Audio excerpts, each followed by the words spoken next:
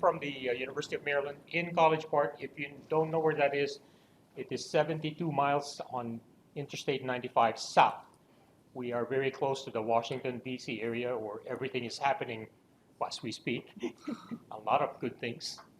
I don't know, good things, bad things. But anyway, I don't want to belabor the issue. I'm here to open this session or workshop, I believe, and introduce you to the basic concepts of poultry respiratory diseases. But because I think your main goal here, especially next week, is to actually get more involved in emergency preparedness and response, which I also used to be involved with a lot in my early years as a poultry extension veterinarian. I've been with the university for almost 20 years, actually 20 years plus now. So I've been there, and we had an outbreak of avian influenza, low path, in 2004. Dr. Bautista and I were involved in that too. But anyway, so here we go. Poultry respiratory disease. Avian influenza is one major disease that you don't want to mess with. But if you get hit with avian flu, then at least you are expected to know what to do about it, right? How many of you here are Spanish speaking? So I will not attempt to speak Spanish because every time I try to do that, I have to say, disculpe mi mal español. I speak very bad Spanish.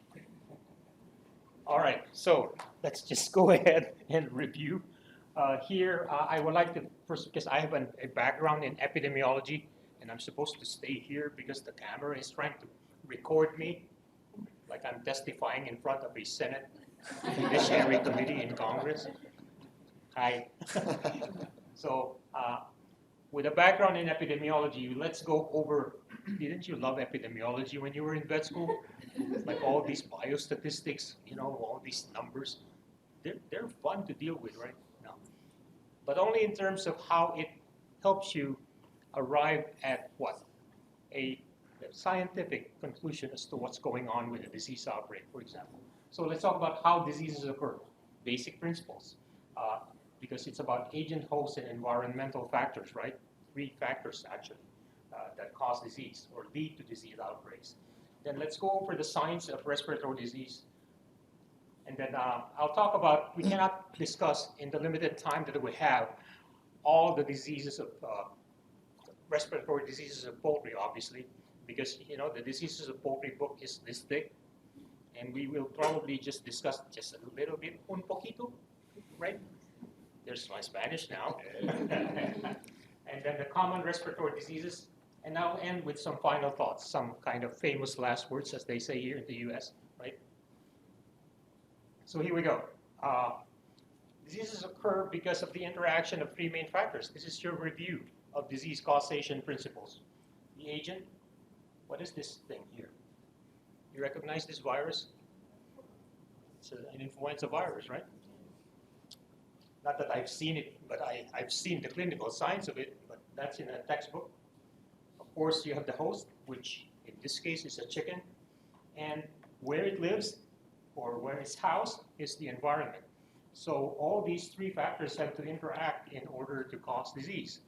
However, you have to be careful. As you know, when you're investigating an outbreak of disease and you don't know what it is, you don't conclude right away that it is infectious, right? You have to do somewhat diagnostic tests and further investigation in the field, take samples, analyze the samples, run lab tests. How many of you here are so good at running PCR? You're experts in PCR. I hate doing it because my eyes are bad. I don't like gels. So I'd rather do like, what is this, real time now, right? All right. So we have agent factors. Let's talk about that first. Infectious agents, you know, it could be bacteria, right? Viruses, including avian influenza, Newcastle disease, infectious laryngotracheitis, we'll talk about those. It could be parasitic. Sometimes it's fungal. You know what this is? Typical. Let's review, come on. Those organisms are what? Starts with an M. Mycoplasma, wow. Give her an extra USB. Or 2 rounds of lunch or free dinner, all right? But I don't make that decision. Dr. Benson will decide on that, right? And Dr. Alvin. Non-infectious agents could be chemical, physical, lack or excess of vitamins and minerals. Sometimes it's toxic agents like ammonia gases, which is very important. If you've ever been inside a poultry house, and here, of course, I'm from the Philippines, so our poultry houses there are like, what, elevated because it's a hot and humid environment. We don't have closed houses here, like tunnel ventilated houses like they have in the US. And here, they raise them on floor litter or bedding, which can generate a lot of ammonia. So once ammonia gets into the lungs and air sacs, what's going to happen? A lot of respiratory problems, right? So here we go. Okay, host factors now. Breed, age, sex, immune status. So anything can go on. Some breeds of chicken are more susceptible, young versus old. Of course, the immunity levels vary quite a bit. Like how many weeks does it take for maternal immunity to go down? Maybe about 2 weeks, 3 weeks, right? At about the same time, once that maternal immunity is gone, your chicken or chick is very susceptible. That's why the vaccine that it got at day 1 or in ovo has to be boosted before that period is right there in front of you, right? So you have to boost the immunity so that it can fight infection. So we're reviewing. So there will be an exam after this. I'm just kidding. I teach courses also, you know, and my students, whenever I said quiz, ay, Dios mío, what do you just? Trying to speak Spanish here. So how am I doing? No, it's fine. So far, so good? Yes. Thank you. Muchas gracias. All right. Environmental management factors. There's a lot of these things that are going on.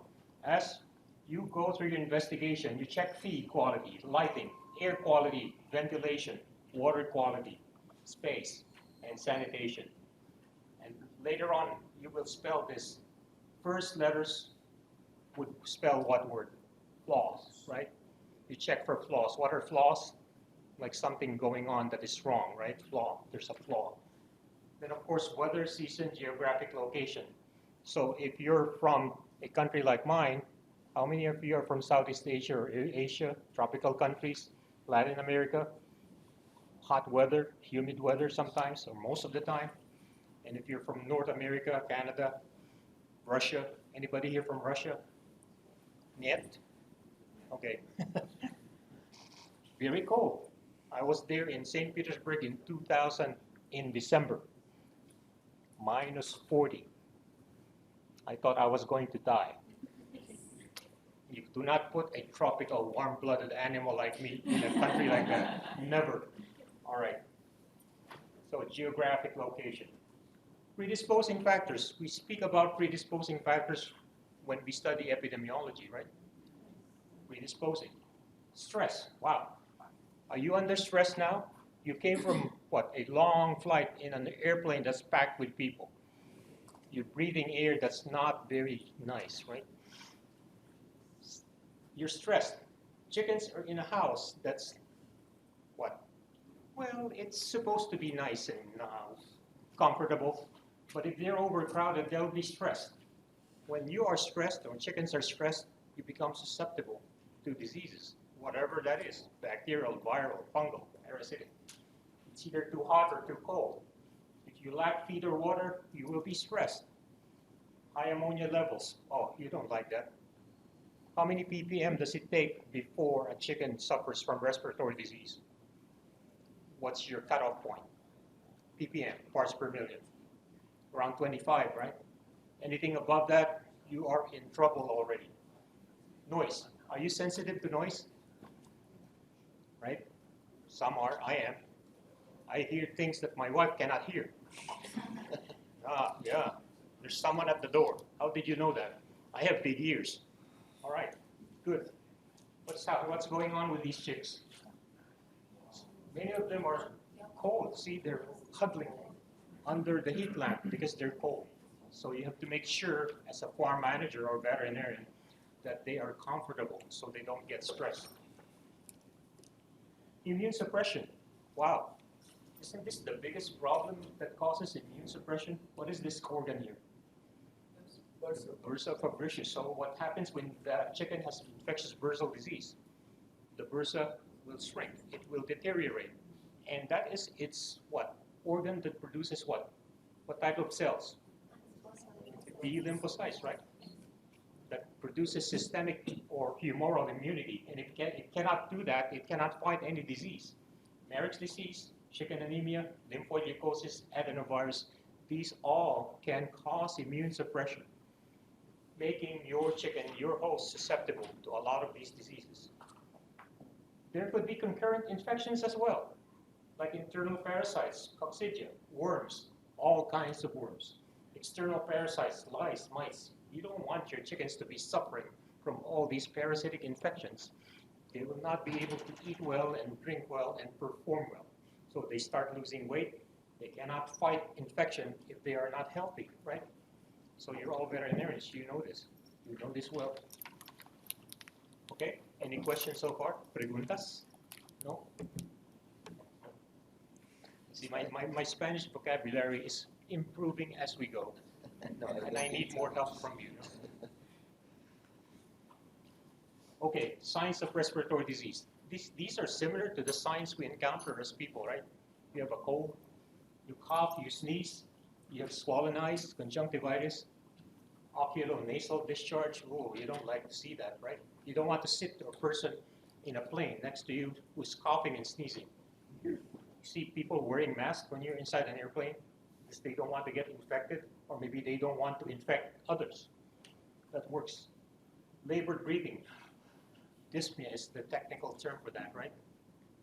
Cuddling is, they just mingle together because they want to get some warmth from each other. Poor appetite. What do you call? What's a technical term for poor appetite? Anorexia. There you go. 2 more USBs here, please. Happy Meal. Depression. Is this a kind of a sign of depression here? Like really droopy, not feeling well. Chickens will tell you. They cannot talk to you, but because you see these clinical signs, then you know something's wrong. And you do further investigation, take samples, observe, all right? Run laboratory tests, running, stunting, poor uniformity. What is wrong with this one? Open mouth breathing, right? See this? Some discharge from the eyes. So, in fact, this was one of our cases that had low pathogenic H7N2 influenza, even influenza in 2004. I took that picture myself, by the way. 10 megapixels. Yeah.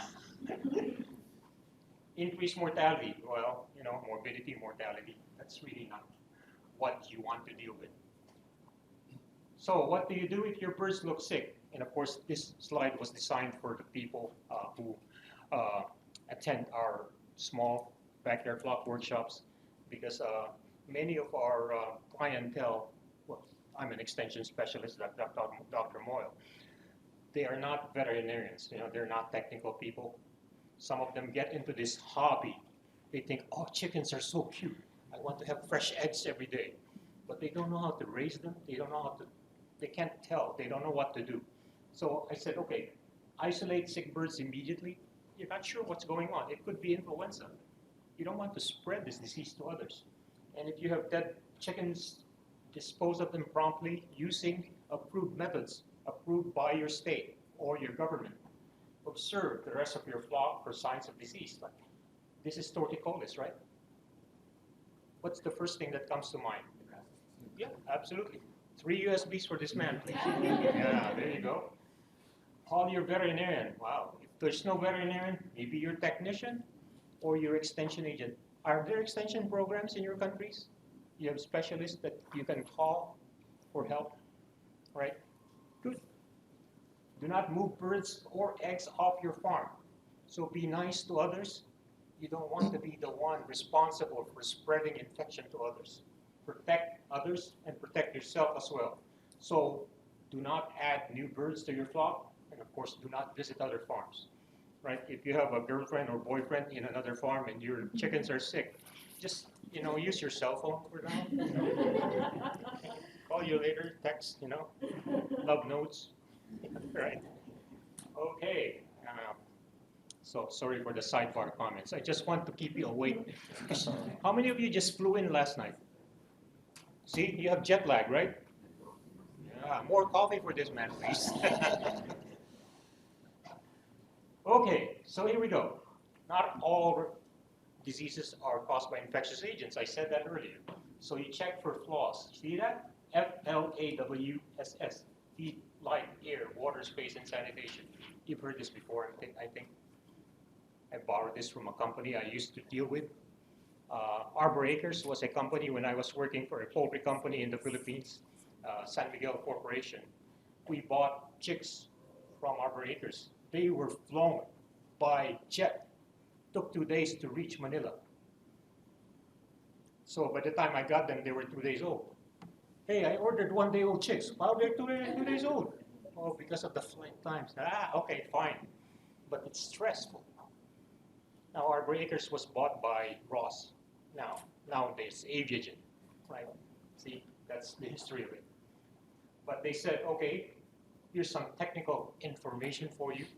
And I was a new veterinarian, learning poultry medicine. Said, okay, flaws. Oh, this is nice. I will use them. I'm still using it. Very nice. These are a mixed bag of different birds here. There's geese, ducks, chickens. Is that a good idea to commingle? Never, right? So you don't want people to do that. So you have to tell them politely, nicely. Otherwise, Dr. Bautista and I, when we were doing research in checking how many backyard flocks there were in Maryland and Delaware, these people were mad. Said, oh, why are you stepping into our property here? This is private property. We're trying to help. This is a letter from the state veterinarian. We're just trying to help. We're from the government, Oh, government, gobierno, federales. No. They don't like it sometimes. Most of the time, they're nice. If you explain your purpose, right? It's a fun job, I tell you. Very rewarding, challenging, but rewarding. So here are the types of respiratory disease. You have, I said earlier, viral, bacterial, fungal, parasitic, and of course there are some non-infectious. So for today, in the limited time that I have, how am I doing, Dr. Benson? Am I going to get an extra cup of coffee today if I finish early? What kind of soda do you need? Soda? I don't drink sodas anymore, Dr. Moore. That was my dietitian talking to me. Avoid sodas. Drink only agua. See? It's good. So, we'll just review avian influenza because I think that is the major component of your program, your training. Not so much Newcastle.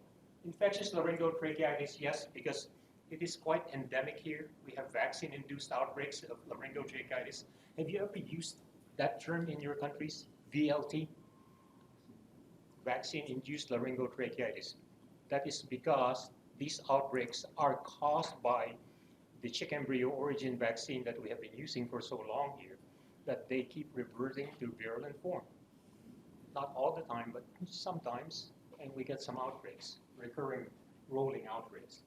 I'm not going to talk so much about bronchitis, a little bit of mycoplasmosis, or mycoplasma, because it's very important. If you are with a breeder company, you don't want mycoplasma, because what happens when there is mycoplasma in your breeders, you remember the vertical transmission. They will pass that on to their offspring. The hens will pass it on to the offspring, and the offspring will not perform well. They'll get sick. And of course, the usual measure is what? Depopulation, right? Now, if I say that to the backyard flock owner, do you think they will accept that? Oh, they will get mad at you. You will be the one depopulated by the owner. Well, you are in danger. So you have to explain.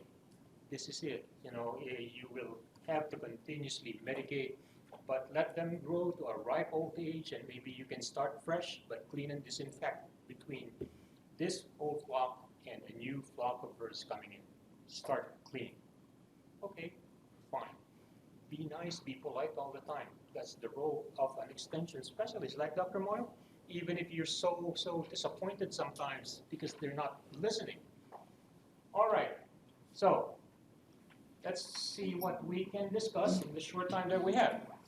Even influenza. Ooh, look at this. Is this low path or high path? High pathogenic? Low pathogenic. If your birds are looking like this is highly pathogenic, even influenza.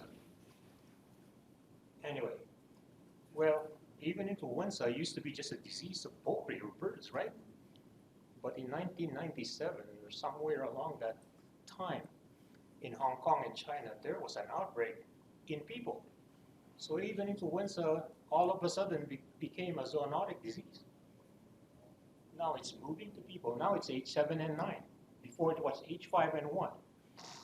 So your natural reservoirs are wild migratory waterfowl which shed these viruses in their feces. They do not get sick. But once it gets into pigs, and of course, believe me, this is a seal. All right, that's not a ferret. That's a ferret, not a seal. Whales, horses. Now we have canine influenza outbreaks that are killing dogs. Got a call yesterday from somebody asking, a reporter from one of the channels, news channels, asking me if I could have an interview or about canine influenza. And said, I don't know anything about canine influenza. I know about avian influenza. So I referred that case to somebody else. But avian influenza can spread to other animals, including tigers, cats. Goodness gracious. But the main host really, which is why you're here, is commercial poultry or backyard poultry. Right? Chickens and turkeys in particular, they do not take H7 and H5 strains mostly. They do not take it well. They get so sick. Starting with low pathogenic, which can mutate into a highly pathogenic form and eventually kill everything. They either die from the disease or you're forced to kill them for economic reasons, right? I mean, there is a rule in every country, of course, regarding how to deal with these outbreaks of avian influenza. And if you're a member of the World Organization for Animal Health, or OIE, then you have to report that, okay? And share that information with others. Of course, it affects your exports if you're exporting. So this is an orthomyxovirus as a review.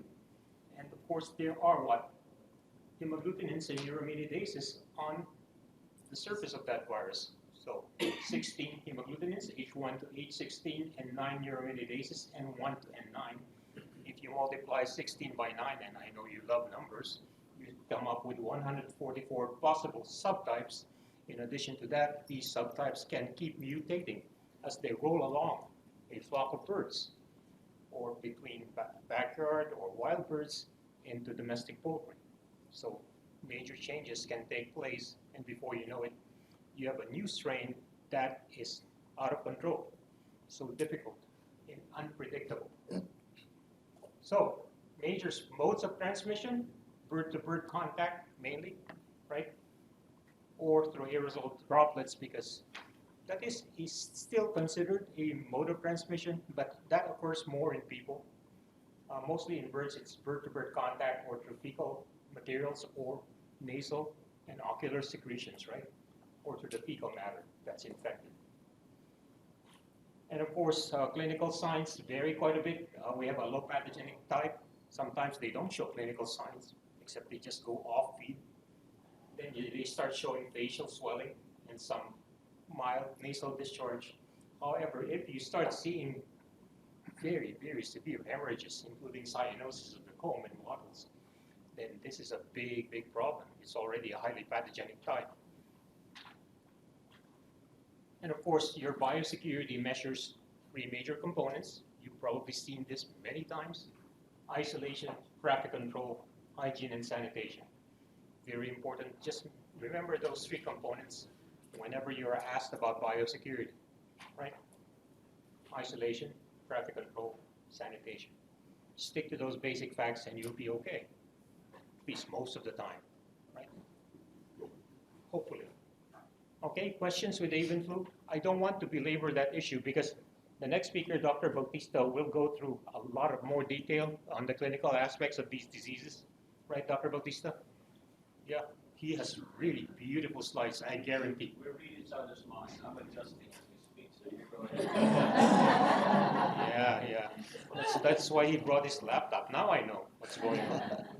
Of course. All right. Laryngotracheitis. Over there. Yeah, that's the secret. Remember, he's got to adjust because that's boss. No, I'm not the boss. We're colleagues. All right. So infectious laryngotracheitis is a herpes virus of what, birds like chickens, pheasants, and peafowl get infected, but mostly chickens, right? It won't affect you. It's a herpes virus, but don't worry. It's not a people virus. I know herpes just doesn't sound good to people. Just, no. But this is chicken herpes virus, so don't you worry. And of course, it's probably the most common type of infection or outbreak that we're facing. That I have been dealing with this ever since I started my job here in 1997. Just goes on and on. We had a major outbreak in 1999 when we just hired an epidemiologist on board, and I put that epidemiologist to work right away. And she left after 5 years. She didn't want to deal with any more outbreaks. But it is a very, very difficult virus to deal with because you're trying to prevent and control through biosecurity and vaccination. But because of the nature of our industry here, where it's not an all-in, all-out. You know, broiler chickens are raised like from day 1 to about 6 weeks. But not all farms start at the same time. So you have different ages, and you have transportation and hauling and everything taking place, and vaccinations not taking place at the same time. So it is a big mess, but you try your best to control. So the industry is trying to do that. Now, when you have live haul people coming from one farm, going from one farm to another, and they do not change their coveralls and boots or do not disinfect equipment and trucks, boom, they spread the virus. So biosecurity is very important. And of course, if you see open mouth breathing and expectoration of blood in mucus, and if you cut these tracheas open, you will see the blood. The chickens die not because of systemic infection, but because they are suffocating. Their windpipes, their tracheas are clogged with hemorrhages, with blood clots. They cannot breathe. That's why they're gasping for air and they eventually die. So, best thing to do, vaccinate. Now, we have representatives here from the Maryland Department of Agriculture. They actually recommend tissue culture vaccine in non-commercial poultry or backyard poultry. This TCO or tissue culture vaccine is less likely to revert to virulent form, right? We don't want backyard flock owners messing with chick embryo origin. Leave that to the poultry, commercial poultry industry, and they also use recombinant vaccine as well. Of course, biosecurity is a must. You know, farm visits, shearing equipment we discourage. Cleaning and disinfection is very important, right? And of course, that is basic knowledge that we have to impart to our producers and to our own company personnel and people out in the field who are visiting farms. Okay. All right. We're moving right along. Any questions with ILT? What do you call ILT in your countries? Trach? Laryngotracheitis? Do you have a special name for it? No? You don't have a nickname for it? They call it here trach. I don't know why. Right, Dr. Moyle? Trach. You just said ILT. I'm like, that's what ILT? I like ILT. Yeah. All right. Well, this next disease, mycoplasma, has been called a few things already. Chronic respiratory disease, CRD. Some people call it air sac disease. Right? You name it.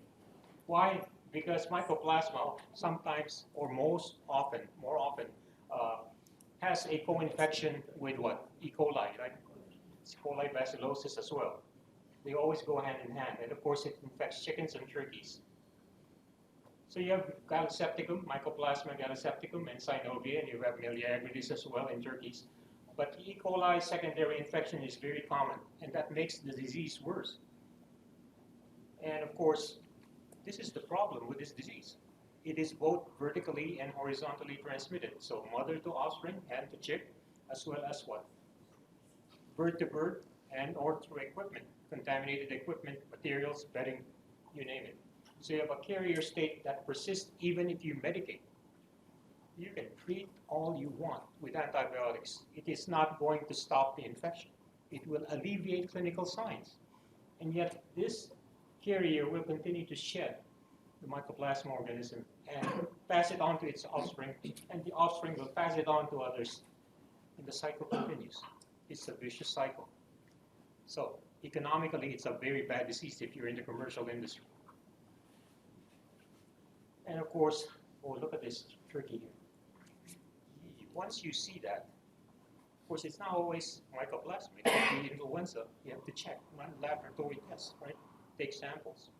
But once you see a drop in egg production, if you have a breeder that's producing eggs, and the eggs are what? Misshapen, deformed, wrinkled, soft shelled, it could be what? Well, it could be bronchitis, it could be mycoplasma. But if you open or do a necropsy and you see pericarditis and perihepatitis and ear sacculitis, you're most likely dealing with mycoplasma and E. coli infection or ear sac disease or CRD. So, then again, here we go.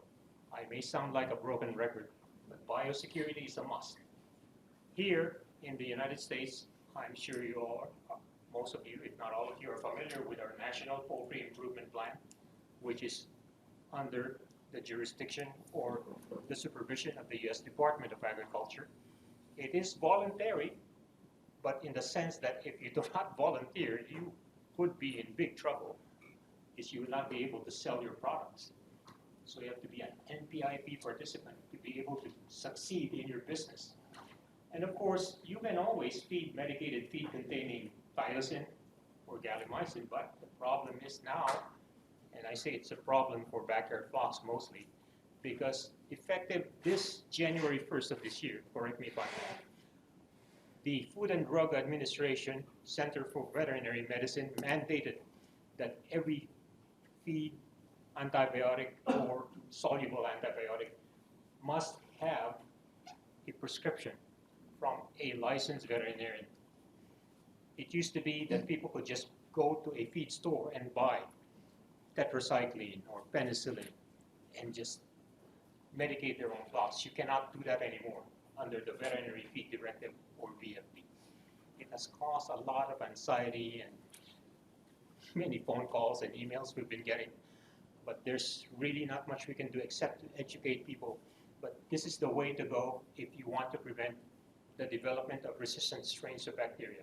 So these are medically important antibiotics that fall under this category or this rule. What are these medically important antibiotics? Those that are used in humans, in treating humans, right? So penicillins, tetracyclines, that's this family of what are these called again? Macrolides, antibiotics, all right? And of course, we discourage people from mixing different ages of birds because they can cross-infect each other. So our advice is, like this backyard flock owner, our facility in College Park, we do not have a diagnostic laboratory, we do not have a veterinary clinic. But this guy called me one day and said, I'm coming. I said, oh, I don't have a clinic. No, but I'm on my way. So I put on my lab coat, and took the sample right there. You don't want to tell people to go home, right? And I offered him coffee with cream and sugar. Yeah, leche con azúcar. See? There you go. And he was happy. And I said, next time don't wear a St. Louis hat, wear a Washington Nationals or Baltimore Orioles hat, okay? Or I will not treat your bird again. Yeah, you have to be politically correct, right? Yeah. All right, so, of course, viral infections will not respond to antibiotics. it's only for bacteria, right? So we tell them that. And always consult a licensed veterinarian before initiating treatment, especially under this veterinary feed directive. So, education, education. As veterinarians, I think we also have that role. Even if you're not in academia, you must educate and communicate science-based information to your clients all the time. And make sure you do it in a very polite way and an encouraging way. So, my final thoughts is to be vigilant, look for signs, and always investigate. All of us are epidemiologists, regardless of how you feel about biostatistics. It is a big, major tool that you can use effectively. Use all your senses: sight, touch, smell, hearing, and of course, common sense. I don't know about the sense of taste when you're inside a poultry house, but sometimes you get into that because it's like, oh, you can smell anything, right? You can smell hemorrhages. You can smell decomposing carcasses. These are bad things that if you see them or smell them, you have to be, what, on your toes and make sure you make the necessary recommendations to the owner or grower. Initiate corrective and preventive measures promptly. And if you are in doubt or the producer is in doubt, ask that producer to ask for expert advice. You are the expert if you're the veterinarian. And if you cannot tell what's going on, then ask advice or help from your colleagues. All right? And of course, encourage your people, producers in particular, to practice strict biosecurity. If you're involved in an emergency response team, of course, work as a team, because nobody is perfect. I mean, I have been in this business in Maryland, in academia for 20 years, and I don't even tell my students I'm an expert. I'm a full professor, and I still keep learning every day. So, teamwork works, all right? And of course, I am a cat man and a chicken man. So if you ask me something about chickens, I can answer. If you ask me something about cats, well, in terms of the daily care and maintenance, sure, I can answer, but not the clinical side of it. I have to refer that to an expert. Okay? Any questions?